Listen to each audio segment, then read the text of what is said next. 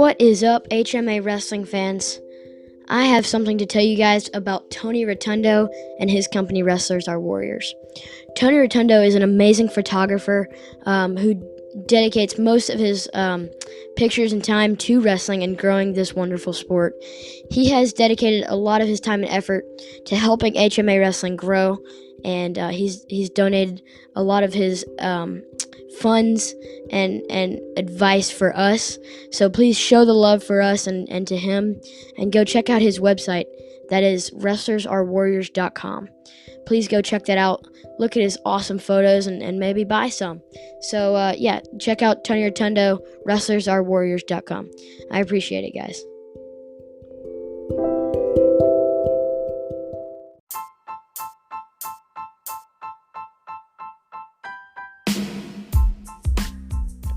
Whoa, oh, we are back for the 17th interview on Home Mat Advantage. I am Jude Swisher, joined today by David Taylor.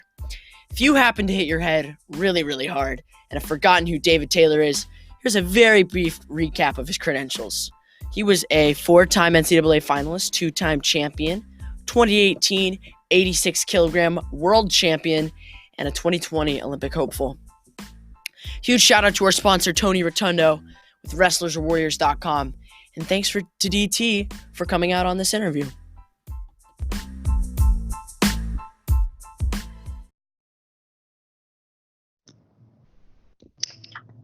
Yo, hey there, Coach David. Welcome to the show. What's up, Jude? I'm happy to be on. Yeah, really? That's awesome. Hey, no, I've been wanting to get you on for a while now. You know, I've interviewed Coach Mark and Coach Eric. So you're the final coach at M2, and I'm excited for this interview. So it's gonna be good. Well, I was wondering if I was gonna make the cut. I wasn't sure. If Oh yeah. Or something, and I was, following this M2 meme center. It seems like Coach Mark, Coach Eric, and my memes typically be like the hard practices and stuff. So I was wondering if that meant that I was gonna make the cut for your podcast. Oh well, listen. So, the meme center is strictly off the record. You didn't hear that it was me. All right. Second of all, Coach Mark is just a great target for making memes, especially because there are some excellent photos of him out there. So, Coach Mark is a walking meme, or meme, which how you want to. Meme. Yeah. For all of our followers that are listening, if you aren't following the M2 Meme Center, you definitely got to give it a follow. It's, I think, a good representation of just like what we do at M2 Training Center.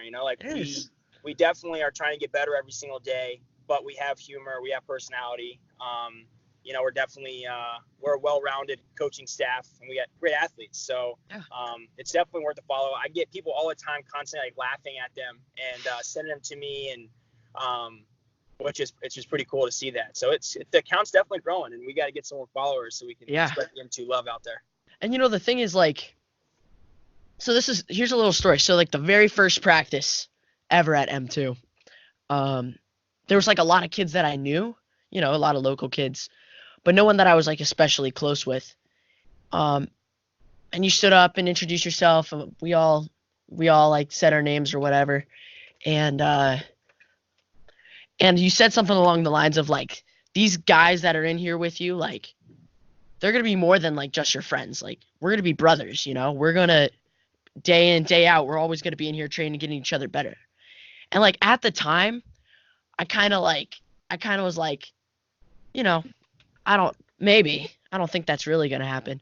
But now, like, coming up on 3 years at M2, these guys are some of my best friends, 100%.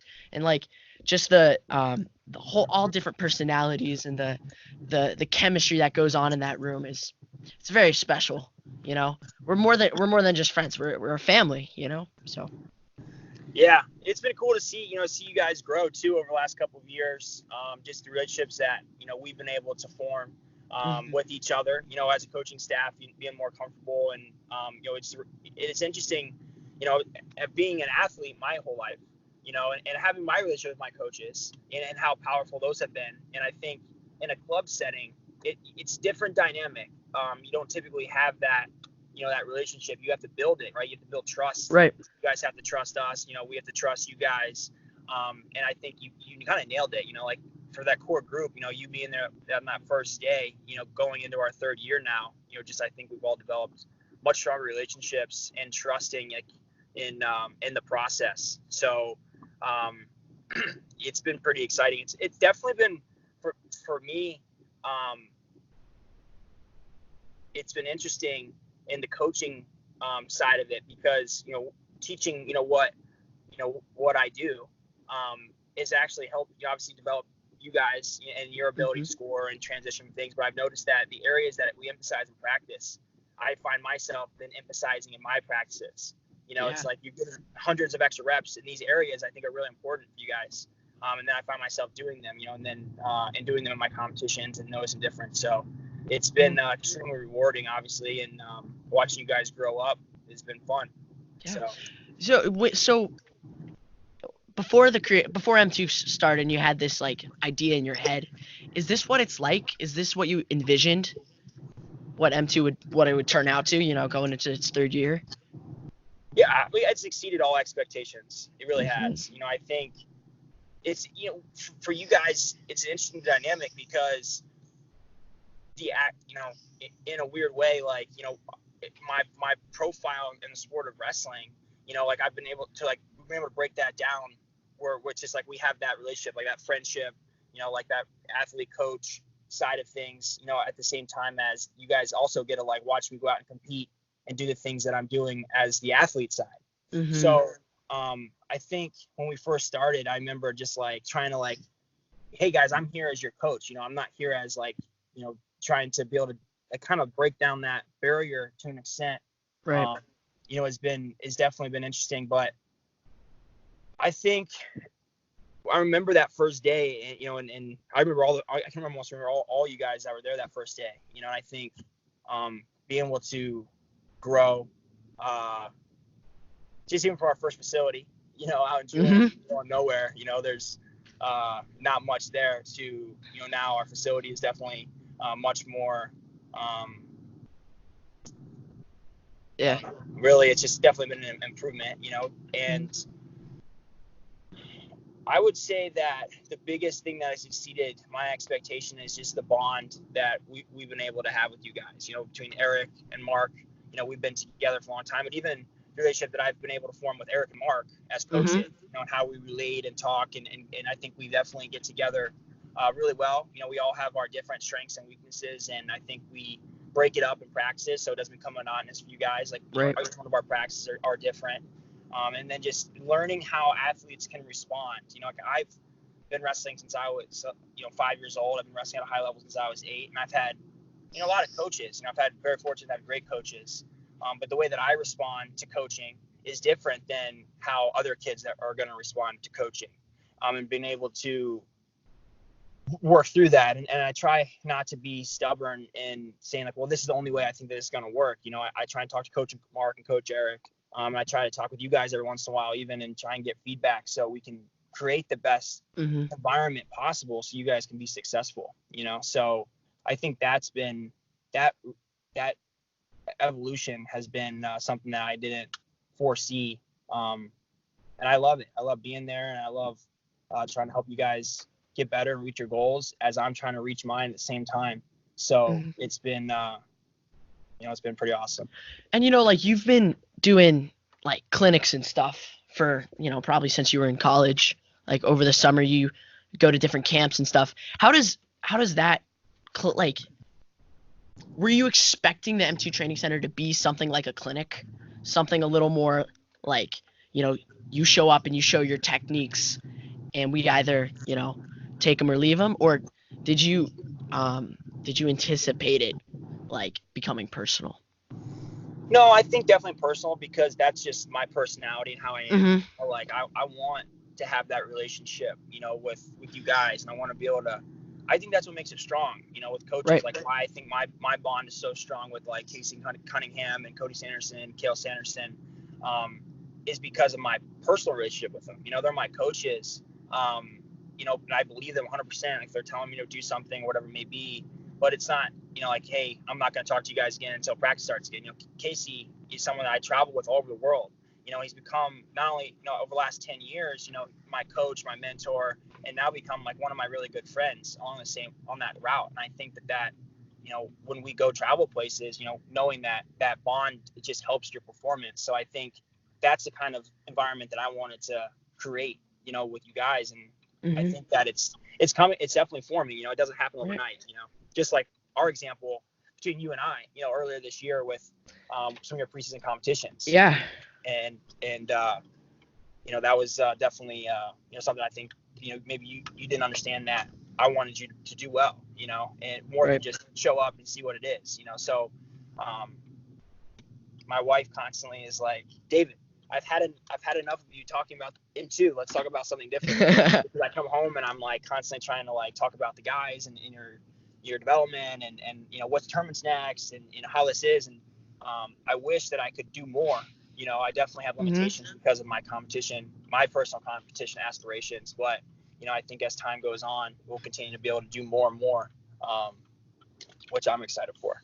So you talked about your relationship with, Coach Casey Cunningham and Coach Kale and Coach Cody. How did you select Mark and Eric? What was your process for choosing a coaching staff for us? Well, I think, Mark has been around coaching for a long time, in this area. He knows you guys. You guys have had a relationship with Coach Mark a lot longer. You've had a relationship with me. Pretty much all you guys have been. So I think that was really strong. Mark is, he was just like, there was really a no-brainer. He's an amazing coach, amazing personality, yeah. Everything that you guys can imagine. And I knew that for M2 Training Center to be successful, it was important to have like staple individuals that were reliable, that were going to be there all the time, that knew like the system that we wanted to enforce, and have just good attitudes, that were going to say the right things to you guys, that were going to enforce like good habits and the things that we emphasize. So, Coach Mark was amazing. And Eric, I've known for a long time. Like Eric and I were actually going to be roommates at Iowa State. And then when I came to Penn State, and Eric was still there, finished his career, Grandview, and then he came to Penn State to wrestle for Ninety Line Wrestling Club. So we've been friends for a long time. And just, kind of thought that he would be a great addition, and just a different personalities, I think it's important, so it doesn't become like robotic and like monotonous and boring, because reality with the club, it's a choice, like a high school practice or middle school practice isn't as much of a choice. Like you just sort of show up and it is what it is. Whoever the coaches are, the coaches. But with the club, it's a choice. Like if you don't like that, then you can go somewhere else, or you don't have to be there. It's you guys have to make a decision every night at 6:00. Hey, am I going to get up and go to practice, or am I going to stay home? So I think having a good environment and people that you want to be around is going to encourage people to make that decision more often than not. Say, hey, what, I do want to go to practice tonight because I believe it's going to make me better, and I'm going to have a good environment and positive role models and things. So I thought that was a good team that I believe that they've definitely been able to do that every day since we started. Yeah. And something I was thinking about was, oftentimes like high school wrestlers, they have the problem of like, they go to practice and they do their same old warm up, and the coach says the same old things, and they just kind of go into cruise control, And I was thinking, like, I don't know if I've had practices at M2 where I've just, put into cruise control, because like they're all really different, and they're all really unique, and they're all geared specifically, like they're all generally geared towards the whole, club, but they also like, there's always something that I can like attribute to myself, like personally, if that makes sense. Like I can take something out of each practice. So, obviously having Coach Mark and Coach Eric and Coach Pataki and all these guys, like it really helps keep us mentally invested. And so the other thing you just said was, having a coaching staff that'll help you guys like implement your system in the wrestlers. So you obviously have like a very you know, well developed like philosophies and strategies about wrestling. Um, how did you go about like choosing these for the club? Well, I think it's interesting. Like I remember when I first started, I like wrote down this like long thing of like, breaking things down between setup, shots, finishes, drills, things that I thought would be just beneficial, like Mm-hmm. looking back in my career and trying to figure out what things helped me the most, and then balancing that, because there are a lot of things that helped me, that I don't think are going to help everybody else. Like I don't think that the route that I took to be successful starting at, 7, 8 years old, I don't think is a replicable process for everybody. It Right. burns out 99% of the people. Like the people that I started with, only a few of us made it to the highest level, Yeah. and you would think looking back, 20 years ago, like, wow, I wasn't even the best guy then. There were guys that were better than me when I was 8, 9, 10 years old, but I started to, continue with like the process that I was on, and I continue to catch and pass those guys up over time. And you look back, you're like, I cannot believe those guys didn't pan out. Why weren't they successful? And I think it was a lot of the training, it was short-sighted. Like the techniques that they were doing weren't for the longevity of their career. Right. You can teach certain things at a young age and kids can be successful, and that's something that, we talk about all the time. We're like, maybe we should do more of these things, and, they'll have more success now, but then it's just like you're outweighing sometimes, like, well, the techniques that they're learning now are going to help them 10 years from now. They're not going to just help them 10 months from now. So Yeah. going back to kind of like the things that we wrote down when we first started, it's changed a lot. It's been a lot of trial. It definitely has been a lot of trial and error, Mm-hmm. of like, wow, this guys aren't really responding to these things. Maybe we should try something a little bit different, trying to continue to be innovative in our message and our delivery process, and then finding out the things that do work and then working, more with those things. So, Right. So it's definitely been good.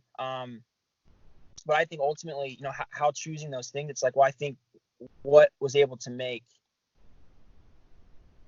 the biggest difference in my career, whether it was techniques, mentality, just like certain situations that are, we call it situational wrestling that we've been working on now, that I Yep. take for granted sometimes, that I've just done, whether it was like my way I was motivated or just if it was natural or whatever it may be, and then breaking those things down. And I feel like that's where we've had a lot of success, is like, not, we spent 2 years on like just getting the basics down of like what we want to do. And now I think we can start getting into more of those fine tuning things that I think will help you guys, continue to make jumps. So, Mm-hmm. and a lot of it's just this choice, it's like, it's your guys' choice on how frequently do you want to be there, and how much do you want to really listen to what we're saying. And I think the older you guys are and the more success you have, the harder it is to change, right? And that's just Right. the truth, and then, those guys that have really tried to dedicate it and make the changes are seeing the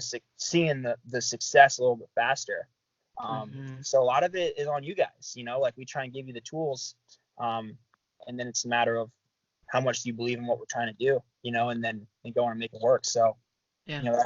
that's the exciting thing about being an athlete, is having that ownership, not someone just telling you what to do, but also be able to make the choice, along the way. Right. So you have like you have a very distinct style. You got wrestle a lot of inside ties, and there's a lot of snaps, there's a lot of action. Your hands are always staying on him.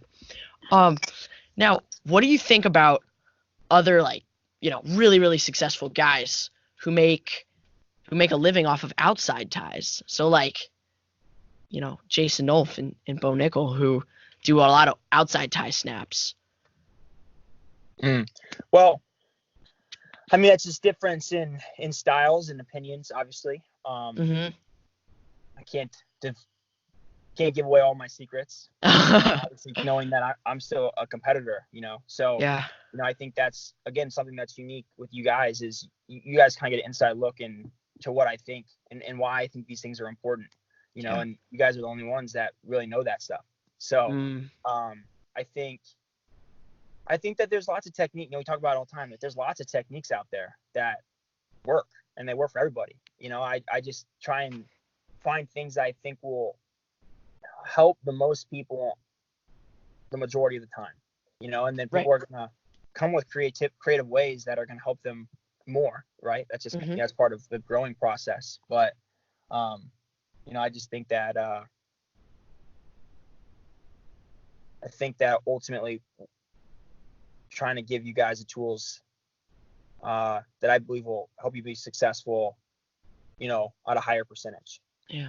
And something else was like, especially at the beginning of M2, but even, over the summer and stuff, like I felt that there was a lot of emphasis on just like getting the basics down, like learning how to hit a correct penetration step, learning how to, get your hips in, your chest in, and like relearning bad habits, like relearning them to do it automatically, like the best way.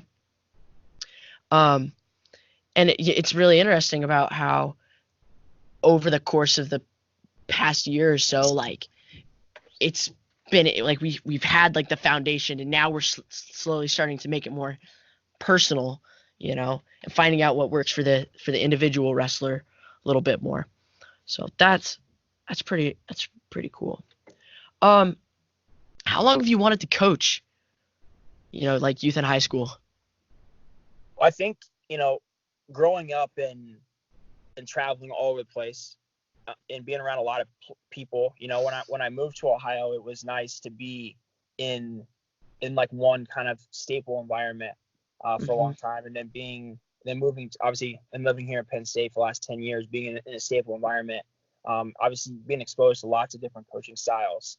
I think during each time in my career, there were times I definitely want to coach. There are times like I don't want to do this at all. There's definitely times I wanted to coach, and I think I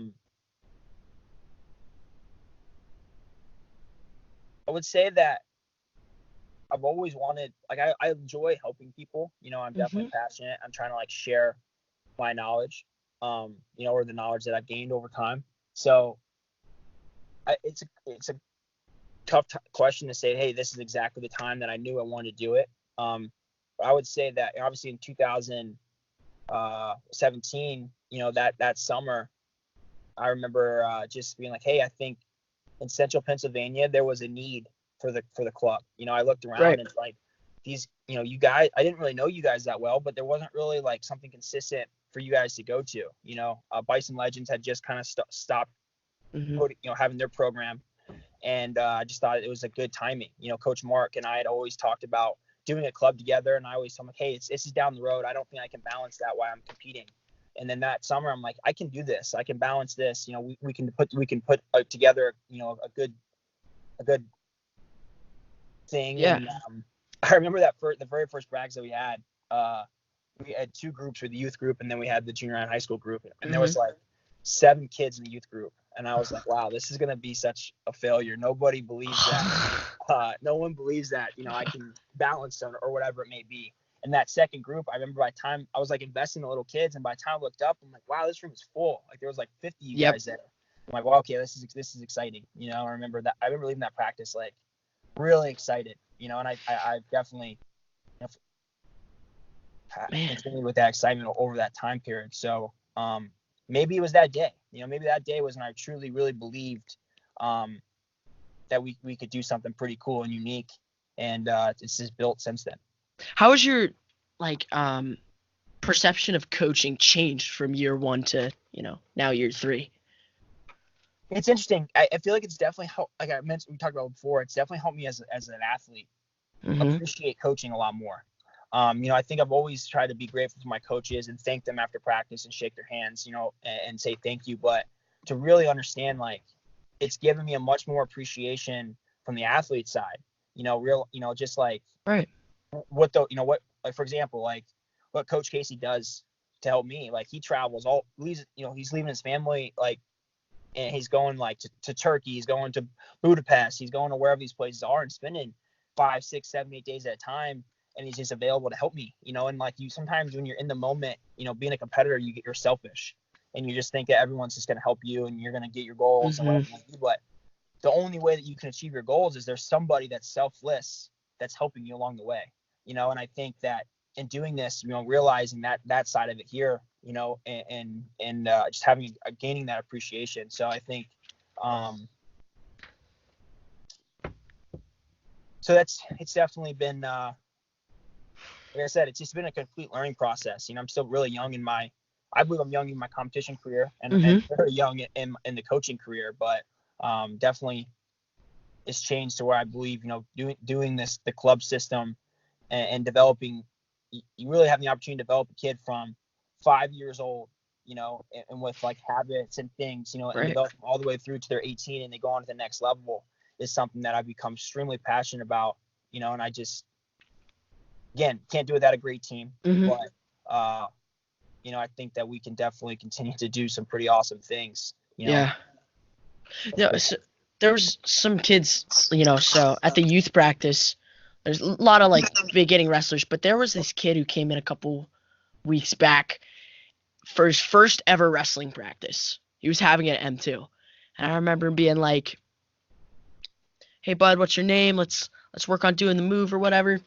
And he just had like no idea how to wrestle, like even a little bit. He didn't know what he was getting himself into. And it was just really cool to, starting out with a complete blank slate, right? And we can mold this kid into the kind of wrestler and the kind of person that, M2 wants to produce.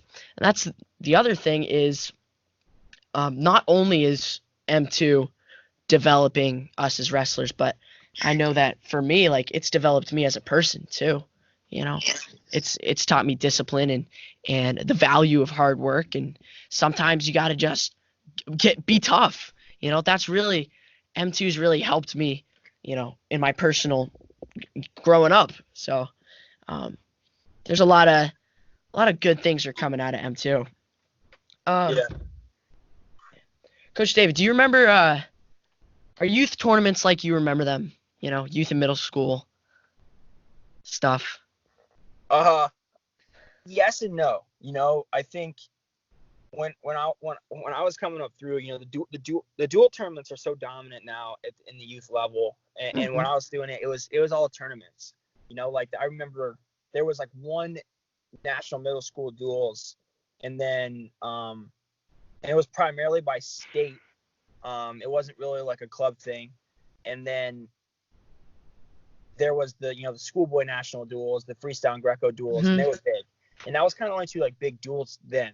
All of it was individuals. And back then it was kind of like you had the Tulsa series, and it was like those, the kickoff, the Tulsa Nationals and the Reno Worlds, and those three tournaments were like the dominant tournaments. That's where all the best kids, 64, 128 man brackets, so truly kind of developing like, hey, you win these tournaments, like you're a national champ, you are the best. And then, as I started going through, then there was like other series that started, and it's like other series that started. And I think that the national tournament scene started to get watered down a little bit. Like I remember, we would do these camps in the summer, and, you would have like the name, like Logan Sieber and myself were typically like the names at the top of the board. And then we would have like all these guys there and like, our name, and it would be like, 57-time national champion, it's like, it's kind of, it's an interesting number, but it can be inflated, like how many of those were truly like national tournaments, and I think now it's changed to where it's all the dual tournaments,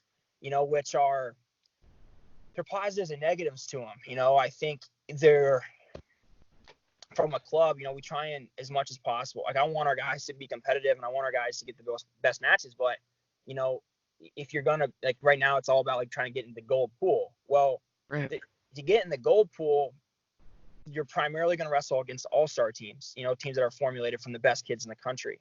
So if you're on a club team, like where if you, the guys that maybe aren't ready for that level of competition, it's not really a beneficial thing for them to be there. It can be more harm than good to an extent. Whereas, definitely the guys that are ready for it, they benefit from those things. Whereas in a tournament, also in a duels, there's no repercussion of, hey, if you're down by one and you don't go get that takedown and you lose, well, you're just guaranteed another match, and you're guaranteed another match. Well, you still, the emphasis on the year is still to win a state championship. Well, in a state championship, you have to navigate a bracket. You have to win 4 or 5 tournaments in a row, 4 or 5 matches in a row to win that tournament. Tough matches, especially in Pennsylvania. Like I would say to an extent, like winning an elementary or PJW state title that's no easy task. Like you're gonna have to navigate and beat multiple good people in a bracket. And some people multiple times. Like some just to get out of your area, you may have the 4 best guys in the state. Just to get through. So that's one thing I think that the duels hurt the youth development, is it doesn't help promote that. Now, there are lots of tournaments out there, obviously, and I think the best kids typically are doing both. But the duels from a financial side, from a parent, are a little bit more effective, because you're going to get 8, 9, 10 matches and things like that. So I think it's an interesting dynamic. Trying to figure out what the best way is. I don't know yet. It definitely is going to take some trial and error. I think that it's definitely a balance. But one thing I found is you look around and the best kids are going to still gravitate towards the best tournaments, or best duels or whatever they may be. But I think balancing those things is definitely important throughout the time. So that's been the biggest change from what I remember. Parents are still crazy. That's definitely still a thing. I think it's definitely gotten more competitive. I just think, when I was coming through, there's really only like 1 or 2 clubs that were like kind of like the premier specialized clubs. There wasn't a lot of like private coaching. It was I remember that kind of starting towards the end, where like guys were gravitating towards like private lessons and stuff. Where now it seems like there's a lot of really good clubs. There's a lot of good private coaching out there, and I think kids are pretty dang good at young age. So the battle that we're going to face now in this generation is, can the coaches of this generation sustain that over time? Can they keep kids motivated and excited? If they're great at 9 or 10 years old, can they be great at 22, 23, or 24 years old? Because it's a long time to carry that expectation, for if you don't have the right environment to do so. So that's, I think, going to be our biggest task with these kids being as good as they are, as young as they are right now. Yeah, and you can go to, like, especially in PA, like, you can go to a local tournament and be, like, below average wrestler, and you go to this local tournament and you can have just monsters in, that just because the depth, especially in Pennsylvania, but now all over the country, the depth of good wrestlers it's growing exponentially. Lots and lots of kids are getting good. And, just here in central Pennsylvania, like between the 89 Wrestling Club tournament in March and the Bellefonte tournament, the Fornicola, you're getting those are 2 top 100 tournaments that are within 10 miles distance from most of the kids here, So you're gonna get, I went to the state college tournament as a kid from I wrestled the Alton brothers. I came out here and wrestled, as a kid. So I came to that tournament however long ago that was, 15 years ago. So it's been good for a long time. Just this year, like a couple kids from Idaho wrestled in the state college tournament 2 years ago, and now they came out and are training at M2 this summer. So I think it's just, these local tournaments are very high level. It's not a lot, it's just interesting. Like as you jump, like you can find in Pennsylvania, within a 3-hour radius, you can find the best kids in the country. So we're definitely fortunate to have that ability. How do you think? So let's say the M2 training center wasn't in Pennsylvania. Let's say it was like some pretty sparse area for competition and stuff like that. How do you think your expectations and your coaching would have changed? Well, I think that's a good question. I don't know if I would live in a sparse environment, So right. I think the situation of where we're at right now with why this was kind of able to happen is because I live here and I train full time, So that you kind of changing the entire dynamic. Like if we were in a sparse location, like I probably wouldn't be competing anymore, So it would be, that would definitely be interesting. But I would say it would start the same, like I still believe, taking kids at a blank slate, and being able to, the process would take a little bit more time. I think we're able to have a little bit of an accelerated plan here because we're surrounded with a lot of gifted Yeah. wrestlers, and knowledge, so I think, you're still, a lot of people get caught up on wrestling partners. You definitely, there's a balance between developing technique and mentality, and being able to challenge that against your good wrestling partners. I mean, you can find partners, you can find competition, but it's hard to find really quality coaching. So, Right. I think that you can still develop them, and then you can strategically find the partners and the competition when time is ready. So I think that would be the biggest, definitely difference in type of environment. So, Coach, how do you help kids who have like mental struggles? They have all the technique and they might have the attitude, but they can't like put it together. How can you help a kid like that? Candidly, I mean, I think you could probably help relate to that question. Yeah. I think when I first started with you, you were a guy that I saw. I'm like, this kid's got all the talent, all the technique, he has everything he needs. He just like doesn't believe, And I think, I think being able to kind of going back to that barrier thing, and you being able to trust me and the things that I'm talking to you about.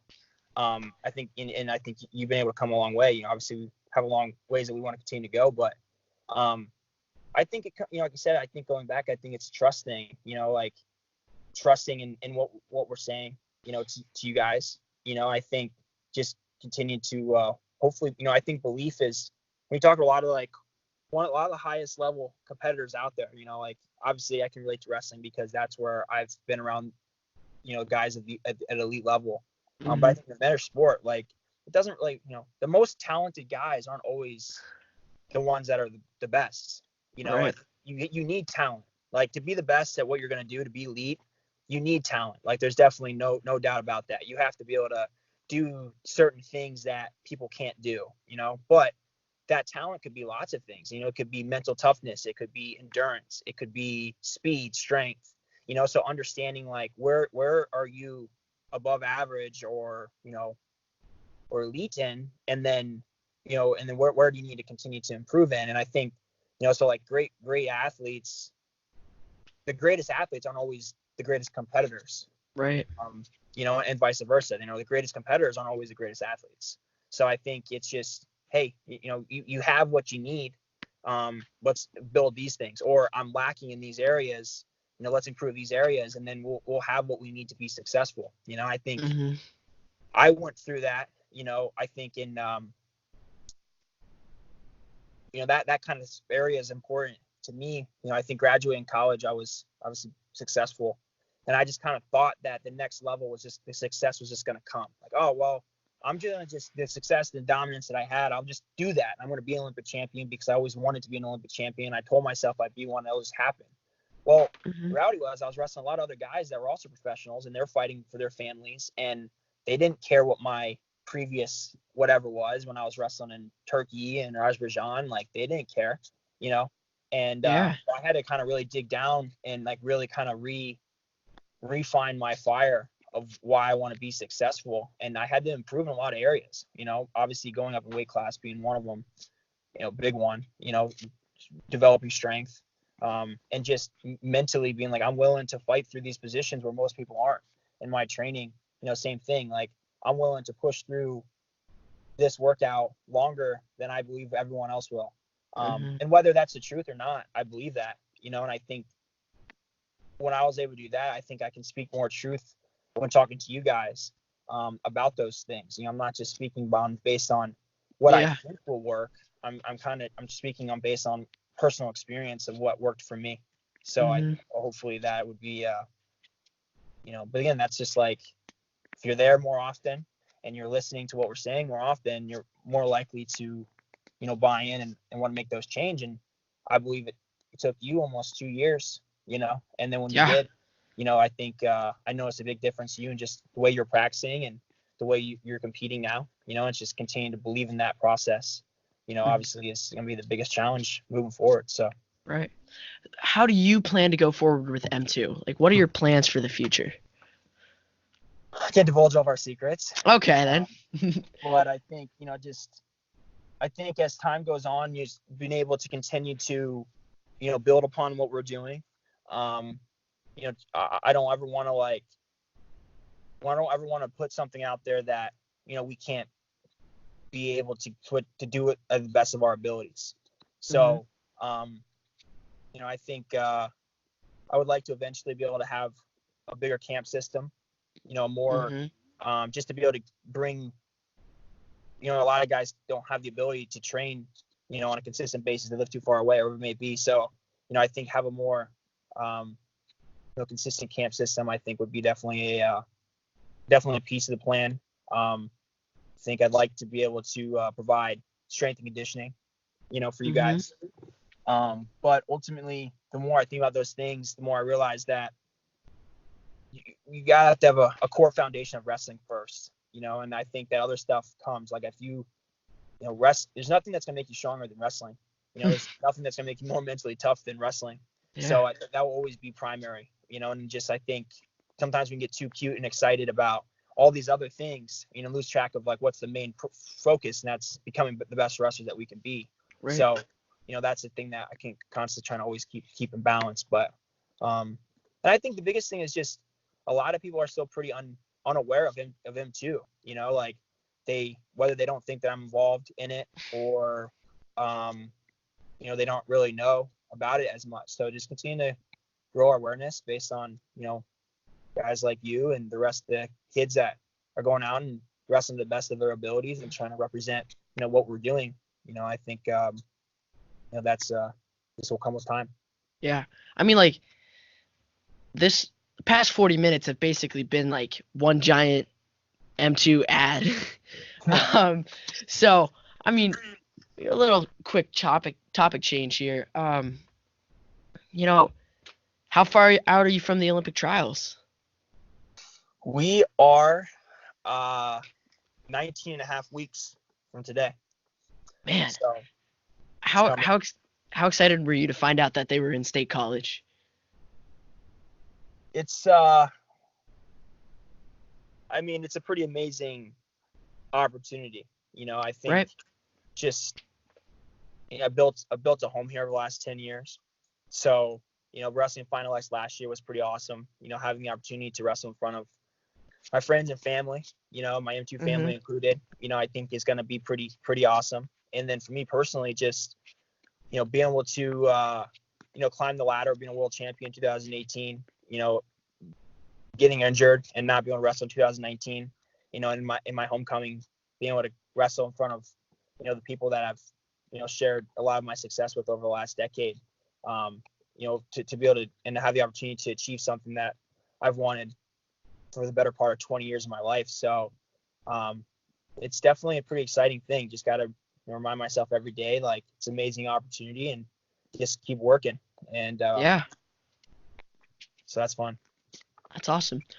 What do you think about Kyle Snyder coming to the NLWC? Yeah, I mean it's pretty awesome. He's a great kid. He just his mentality, his mindset, his personality, his morals, everything that he stands for, is just they're good. There's nothing really bad. You can't really nothing bad that you can't really say Kyle Snyder's name and think about something bad. So and then that's not even talking about his wrestling ability. So I think just going back and spending a lot of time with Kyle over the last 3 years, we roomed together quite a bit overseas and went to a lot of the same tournaments competing together. So now have him on the team is pretty awesome. I'm definitely looking forward. He wants to wrestle for a long time, and so do I. So we'll be definitely will be training partners for who knows how long. So that's gonna be pretty fun. And it's good for the NLWC brand too, to have like already someone who's incredibly successful being like, hey, this is where you need to go if you want to reach the next level. Man, like someone as good as Kyle Snyder changing training environments and packing up and moving that's something that a lot of people noticed at the time, and NLWC I think is probably going to continue to grow from here on out. Well, we have an amazing coaching staff, and Right. we have an amazing group of partners. I think for the last couple of years, like, I know when I compete, I have tons of faith that my partners 100% prepare me for anything that I'm going to wrestle against overseas, So I have so much partner variety here. And I think, anyone that wants to be the best at what they do, I mean, Nittany Lion Wrestling Club it should be the clear-cut number one place you want to be. I think it's a full-time training environment with great coaching, dedicated people, and people with similar goals. We're all trying to, I don't know how many age group world or Olympic champions we have now off the top of my head, but I want to say it's like 5 or 6, maybe more than that. Medalists, we're probably around 10. So, I mean, that's pretty special, so it's just continue to build, every day as we're all trying to achieve our goals. Right. So, okay, here's we're gonna take it back just a little bit, but how did you get into the sport of wrestling? Well, I was 5 years old and I was like full of energy. Mm-hmm. And my mom saw an ad in the paper. We lived in Evanston, Wyoming for the Red Devil Wrestling Club, and my dad was on a trip. He's a pilot for Delta Airlines, and she said, Dave, we want to put David in wrestling, and my dad's obviously like, sure. Might have had a brief wrestling career in high school. So I went and it was horrible, but I liked it. For some reason. Not really sure why. I got beat, doing the novice circuit. I got beat the whole time, but at the end of the year, like, it was like the last novice tournament, and I won the last like novice tournament. And I remember asking my dad, hey, when's the next tournament? And he's like, hey, Dave, well, season's over. And I was genuinely like sad, like, well, I want, when's the next tournament? And then at the end of the year, one of my, one of my probably proudest accolades, even though it doesn't really mean anything, was like very first year, like the awards banquet at the end of the season, and they go through all the awards: MVP, best wrestler, best hair, coolest kid, and then they get down and they're like, well, we got to still give an award to somebody, but it's like I got most attentive, which is like basically means the worst wrestler that pays attention the most, and I don't know. I mean, I think that probably kept me in it, Yes, that's what I was going for. By the next year I got better. The third year I was pretty good, and by my fourth year I was competing at any tournament. I was national stage, so it was just I don't know. I had a gift in wrestling, and I could see things and I could do them.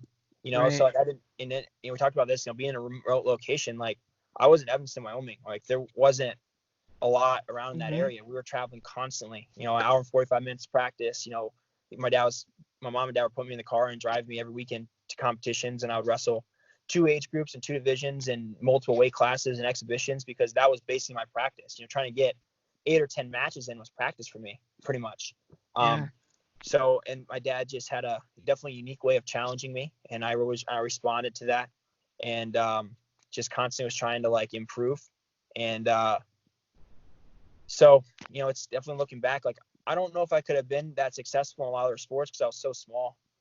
Being 98 pounds as a freshman in high school, there weren't really a lot of things I could have, been able to excel in. So, definitely glad that I chose wrestling, and my parents pushed me and provided the opportunities along the way. So it's been definitely grateful for, starting wrestling that many years ago. Did you have a cognizant moment where you knew you loved it? Was there like a moment or like an event or something and you're like, man, I love this sport? I don't remember that, honestly. I was, once I started having success, what I do remember was, I started having success, with a handful of moves. And when those moves wouldn't work, I would get really frustrated, legitimately like crying on the mat. And, I would, neck wrenching and, all the garbage moves. But I won big tournaments with those moves, and I was pretty tough, like I didn't ever want to lose. I was super competitive. But when my dad started to see that, he's like, hey, we're not doing this. You're going to go out and you're going to hit 5 different takedowns, and then you're going to do this or that. And that was the best thing he ever did, because I saw it as a game.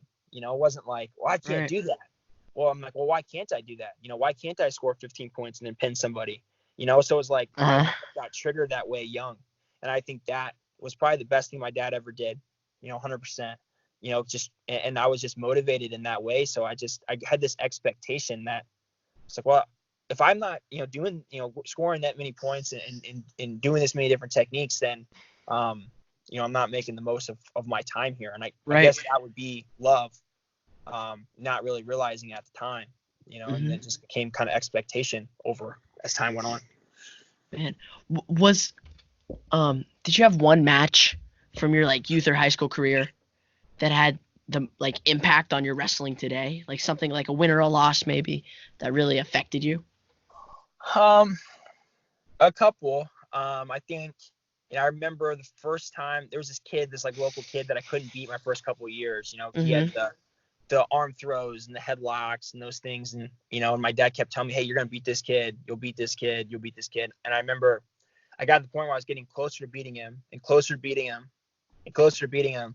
And then he started then going different weight classes. So I would weigh in and he'd be at 60 or he'd be at 52 or whatever it may be, and I got, he went down the weight below me. I don't know, it was like 52 pounds, something.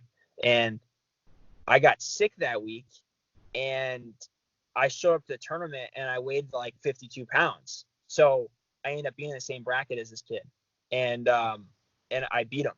And I remember that was like one of the first times, being my second year wrestling, I think was like, all right, well, I remember that. And then I remember losses more than I do wins, because I didn't lose that much.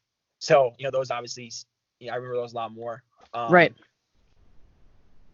But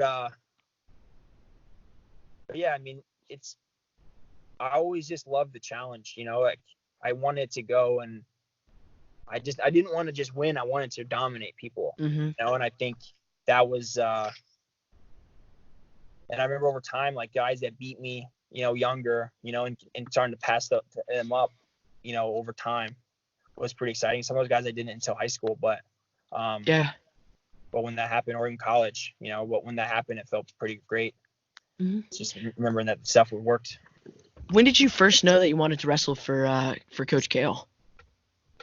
I was like 8 years old. I remember watching him. Well, I mean, I tried to mimic as much as I could, with him, like watching him wrestle and like how dominant he was in college. And I remember watching. It wasn't like my dad tell me this. I remember watching him being like, 2-1, 5-3, 0, 1-0 overtime. Kale would just like dominate his people. And I'm like, dang, that's how I want to wrestle. I don't want to win by 1 point. I want to like dominate people. I want to do what he's doing. And so when I said before, I could see things and I would do it. Like I would watch him do it, and I tried to the best of my ability to like do what he was doing. So he had a huge impact on my life before he even ever knew that. So I think I always had this, man, I want to wrestle for that guy one day. So when the opportunity came around, it was really. It was almost like it was so much a no-brainer that I was trying to like overthink it. Maybe I should do these other things, but I always knew deep down that Coach Kale and his staff was the only place that would develop me and make me become a better wrestler long term. And it was obviously the greatest decision I ever made, and definitely held true. So it's pretty amazing how impactful people can be even when you don't know them. Before you went to PSU, did you have a relationship with the coaches? I remember Casey Cunningham, just at the, Olympic Training Center, like when he was still competing, I was a little kid. I had a lot of people that said like, hey, you should spend time with this guy. He's super special. Yeah. Casey's like really reserved and held back. He's not like, he's not very. So I remember trying to pick his brain about stuff and, as a young kid. And Kale and Cody I've known for a long time. One of my first coaches was their dad, Steve Sanderson. We used to drive to Wasatch, Utah. So, so I remember like rolling around with Kale and Cody and watching them like wrestle at Iowa State and like see them in the summers. Their dad used to always put on this camp in the summers. They'd come back for it. So, I mean, I knew them. I remember like as a kid going, thinking I was cool going up to like Tulsa National tournaments, like bringing all my friends up. Like, yeah, come talk to Kale. I know him. And like now, what that's like. I mean, he's probably like, who is this little dweeb coming up to me and bothering with all these people? But I think it's but it was cool. I mean, like I don't know if he remembered it or not, but just him like acknowledging when I would come up, like it meant the world to me, so I think I've always tried to adapt that as much as possible. People, now when people come up to me, always, you never know what that relationship's going to do down the road. And I know how valuable that was for me. So, hopefully having that same impact on other people now, so, Right. so that's been, like I said, he's made a big impact on my life, even in ways that he didn't know. Man, that's really special to have some, to have like a hero like that. It's really cool. So your first year at PSU, so you like redshirted, right? Um, how did that first year go? Coming off of the high school. It went. I mean, I was struggling. I lost twice during the year. In open tournaments, but I was starting to kind of figure stuff out. I was still in the midst of growing. I was 112 pounds as junior in high school, 135 as a senior, and I was rushing 157 as a freshman. So like Oh just the yeah. strength and speed of those guys, I had a hard time adjusting to. I think if I look back and like if I would have wrestled that year, I'd probably been at 149. But even then, like I wasn't truthfully, I wasn't ready to. I wasn't really ready to be at the national stage at that point, just because of the physical maturity side of it at that weight class, those weight classes. Yeah. I was good, in areas that I was good in, but I had a lot of areas that I definitely needed to improve. Mhm. And I was fortunate to have really good partners. Dan Valmont was an NCAA runner-up. Kyler Sanderson was multi-time All-American. Frank Molinaro, multiple-time All-American national champ. Like those guys kicked my butt for a long time when I first got here. But, like they definitely helped me make adjustments. I think I was ready, like about the time the NCAAs came around was when I would have been ready to compete. I think it took me that process, but by the time March came around, I would have been able to compete. I don't know if I could have won a national championship that year, but I would have been able to. I think I could have definitely been an All-American.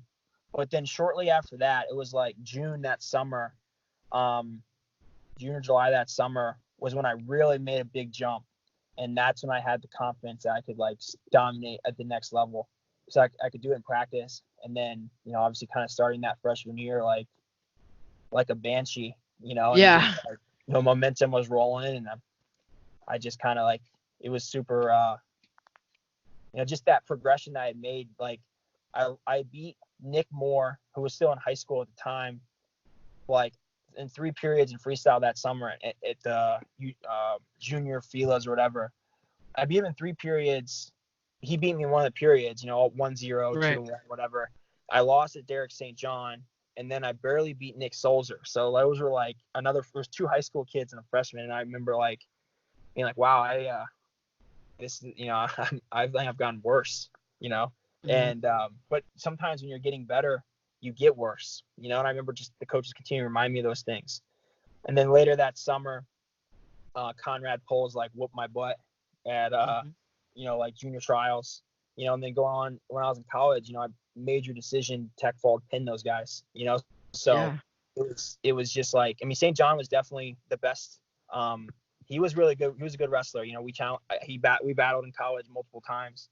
He made good adjustments as we went on each match that we wrestled. But I just had this, once I kind of got that momentum rolling, I believed I could, wrestle at a high level. So, it was like I got better, and then like 3 or 4 months later, I was just like 8 to 10 to 12 points better than guys that were. So, it was just when it happened, and just kept trying to improve. Because it's interesting because, you were like number 1 in high school. You killed everybody, right? And then you went from high school, you took a year off, and the next time we saw you at Penn State, you were just mauling everybody, right? So it's interesting because a lot of people don't know that you had that, that redshirt year that was really transformative for you. Do you think a lot of guys go through something like that? It depends. I think physical maturity plays a huge factor in that transition. Like I was so physically immature, like I didn't have any facial hair, no, like barely had like armpit hair at the time. So like that's a huge factor. You're talking about 157 pounds. Like, those are men, Right. Like, and I was so far from that. I had this technique, but like, I was just getting thrown around, So like, Mhm. it took me months to adjust just to that. And then, just like, then once it kind of started, and I still didn't really even have like the physical maturity really until like 2 years ago, So like, Yeah. that was something I kind of Yeah. always battled. But I would say that's the biggest factor. If a kid comes in and they're pretty like fast and strong and mature, I think you can make the adjustments faster. I think Mhm. that's what's, some of the guys, like, that have had success that are young, like that do as true freshmen, that, it's pretty impressive, like, knowing that it's just really hard to do that. Guys that come as true freshmen and are successful is it's a really impressive feat, because it's definitely no easy task. Mhm. So you definitely, I don't know if people understand how really amazing that is. Yeah. Even as a, and now I think the era that I went through, I feel like we kind of reset the expectation that you can be great young. Right. Like, I think it was like, well, you can be an All-American, maybe whatever, around 12, but you can win as a junior or senior. I think that kind of era that we had, people kind of redefined that. We all believed that we could win as Mhm. freshmen. And then, we were successful throughout our careers. And now it's like, these kids are coming in with that same belief system across the board. It's pretty. Yep.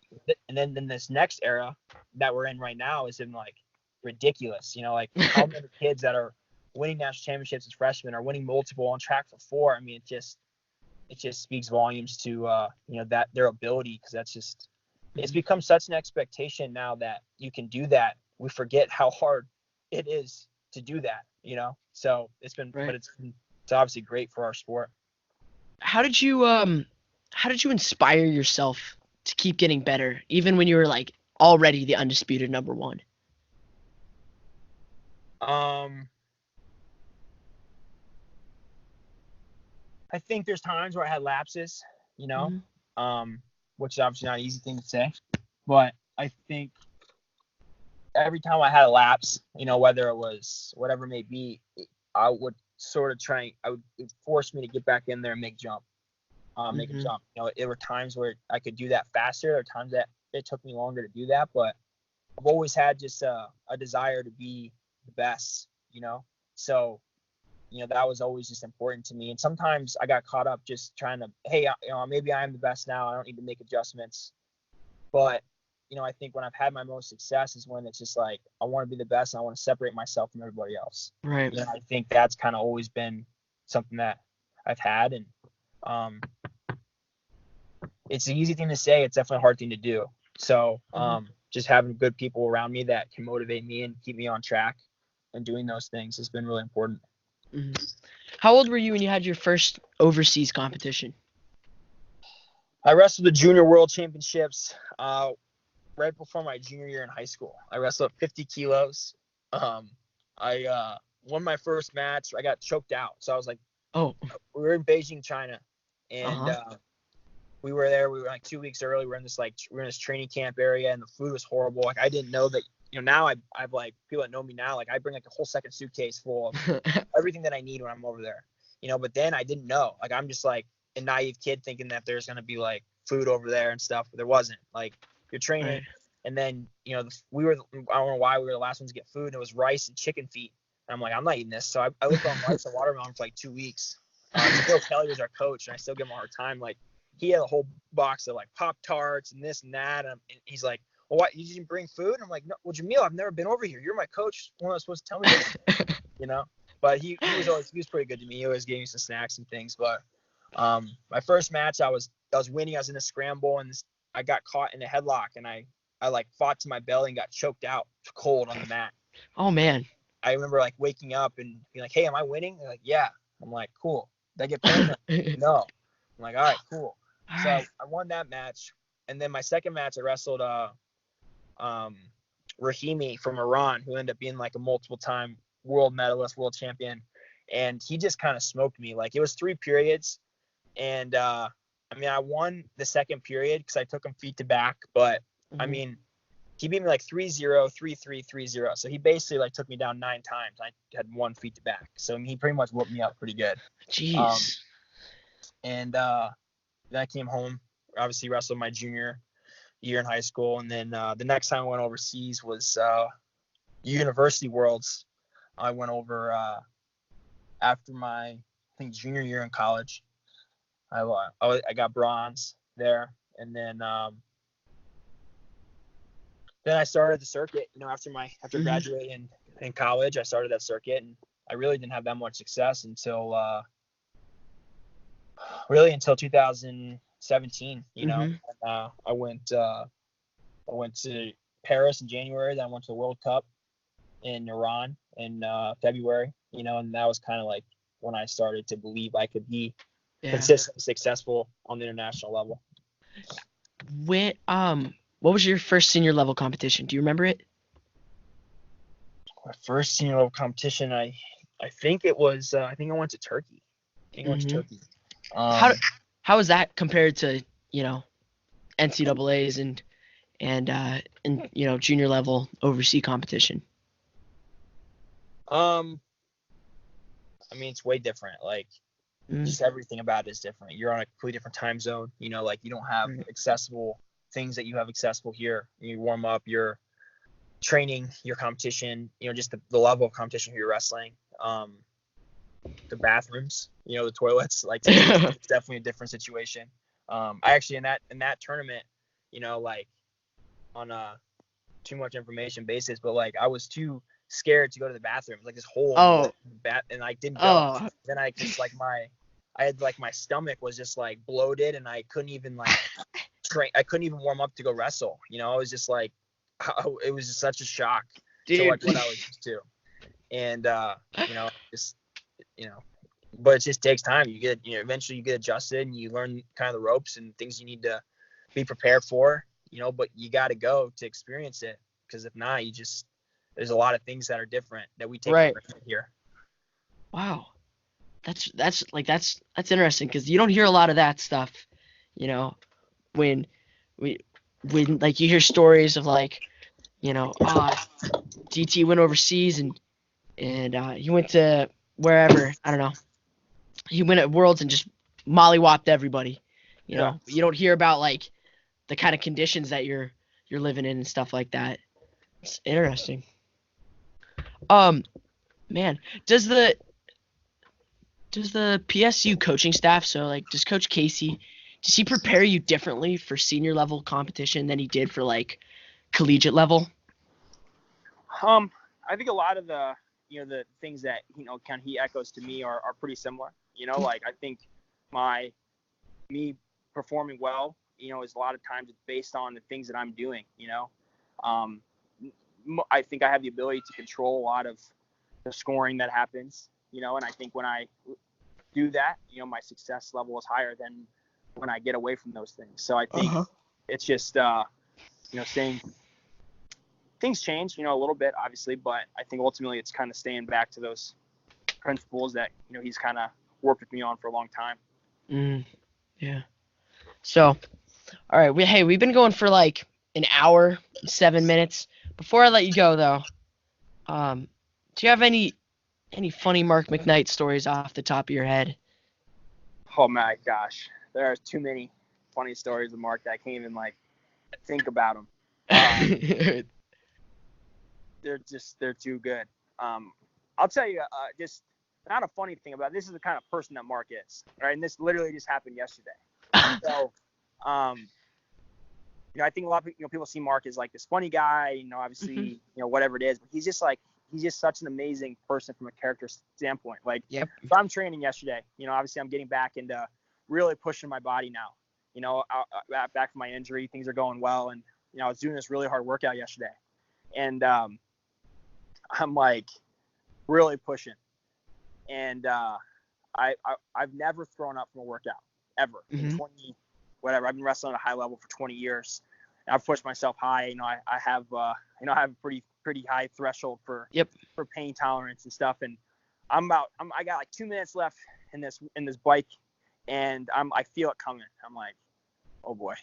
I'm like, I need this trash can. So I go until literally like I throw up. And I throw up like big time, like you got, like I had like the flu, type throw up. Like, it's disgusting. Dude. You know, I'm Yeah. finishing up, and Coach Mark comes up to me. He's like, "Oh man, this going got you, didn't it?" I'm like, "Yeah." You know, and the difference when you throw up from the workout is like you don't feel ill. You know, you're just like, Right. you know, you're just getting the demons out. So, you know, I'm like finishing up, and he's like, "Coming out your nose?" I'm like, "Yes, it is coming out my nose." And I throw up again. He's still like sitting there. He goes, "Champ, why don't you tie this up and I'll take it for you?" And I'm like, "Dude, you're the man." So like, I just freaking threw up all over this trash can, and I still had half my workout to go, and he's just like, "I'll take this for you." So, you know, I tied the bag up, and he took it and threw it away. You know, so it's just, that's the kind of person that Mark is. You know, it's just like, no one would do that. You know, I didn't even want to take my own trash, you know, my own throw up out. It's disgusting, you know, but it's, you know, people, you know, along the way, like on our success, like sometimes you lose track of all the people that have helped you, you know, and I think it's important that we got to always remain grateful. There's so many people that make little sacrifices, you know, for you to be successful. And, you know, I've been super fortunate to have an amazing team, and obviously Coach Mark's a big piece of that in a lot of ways. So, you know, that's, I feel like that's a story that, you know, just, it's not always, maybe it's not the most pleasant story, but it just speaks volumes to the kind of person he is and how thankful we are to have him. Yeah, Coach Mark McKnight he's a great dude. He's an excellent person, walking meme. But also like high person of high character. So, all right.